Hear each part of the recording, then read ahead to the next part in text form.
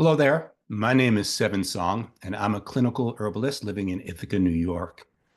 Today, I'd like to introduce you to my free online herbal database.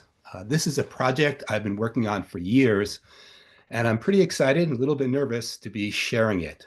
It is very far from being finished, but I think the information that it has now will be useful for people, and also putting it online will encourage me to keep working on it for years to come.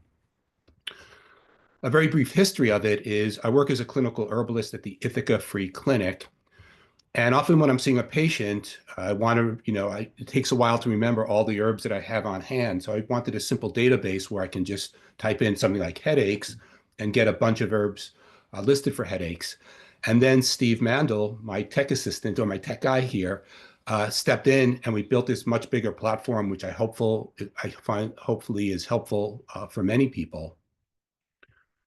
One of my biggest concerns with this really is safety. When I put a lot of information online, I get nervous that this information could be used in a harmful way. So first, I just want to give the classic disclaimer. This is just information. It is not for diagnostics or treatments. If you're helping people, healthcare is a responsibility. So this information can give you some basic starting point, and then do your due diligence, and of course, seek extra care when you need medical assistance.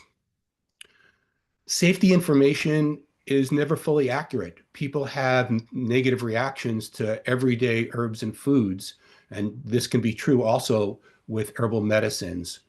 So to say it again, healthcare is a responsibility. Please take it seriously.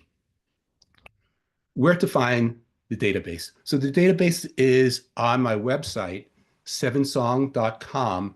If you go to the website, there's a navigator bar at the very top, and you'll see Herbal Database. When you go to the Herbal Database, there'll be a drop-down menu.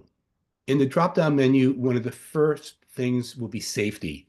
Please read the safety information before using the database. Please read the safety information. It is imperative to me and to you to understand how to use this information safely. There's also many other items on the drop-down menu. The next one I would suggest looking at is the one that has video and links. If you go to the videos, Steve has made a number of videos on how to use the database, and I think it'll make it a lot easier. Then I suggest looking at the other information, like the general information and notes on using the database. All this written so that this database could be useful for whoever's using it. Next, a little bit tricky to mention is about donations. So there's lots of places in the world that donations are necessary. This database costs me about $600 a year to keep online. I would really appreciate any help if you have the means to help out. In the drop-down menu, there's a database section, and a donation section, and there's a donation button if you can help out. Next, I want to briefly mention a couple of controversial plants that are on there, or plant ideas. So I've included plants that have ecological considerations, and the reason for them, things like trillium and ghost pipe. And the reasons that I added them is I feel like the information that I can offer might be more reliable than other information you might find online. So I can talk about the environmental concerns of these plants while noting that they have medicinal uses. The other aspect is I also have included toxic plants. And it made me nervous to include these toxic plants.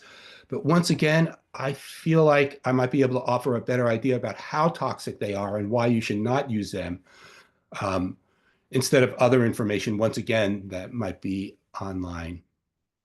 I also have a photo section. And frankly, this has been one of my favorite parts. I've been taking plant photos for over 25 years. And I finally have a place to place all of these photos. If you go to the photo section, you'll see that there's a lot of botanical descriptions of the plants and just a lot of information about each of the individual plants, as well as related species of these. So I hope you enjoy the various photos. As I mentioned, a lot of the information about the individual plants is not complete yet, and I'll be working on it for years. So you'll have to just find the ones that have more information on. And I suggest coming back to the database uh, from time to time to see what's available. Um, and lastly, I really just hope that this is enjoyable and useful and informative for everybody. I really want to make herbal medicine accessible, and this is one of the ways that I'm hoping to do it. And thank you for being interested in plants as medicine. And please read the safety sections. Thank you.